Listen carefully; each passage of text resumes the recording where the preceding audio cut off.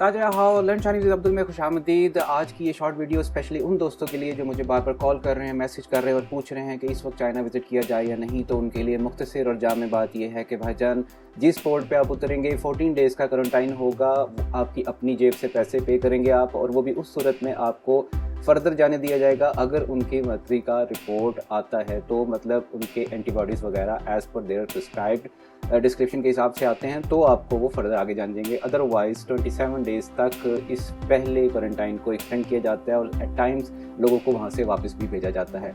दूसरी बात ये कि जब आप दूसरे किसी भी सूबे में एंटर होंगे तो 7 दिन का आप अपने घर में क्वारंटाइन करेंगे, और वहाँ पर इंडिया, पाकिस्तान, बांग्लादेश की तरह नहीं है, वो आपको फॉलो करते हैं। और ऐसा नहीं हो सकता कि आप ईजीली वो टाइम घूम फिर के गुजार लें।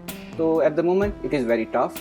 तो मेरा ख्याल है ये भी मुनासिब टाइम नहीं जाने का। For further details keep in touch, subscribe my channel. Bye.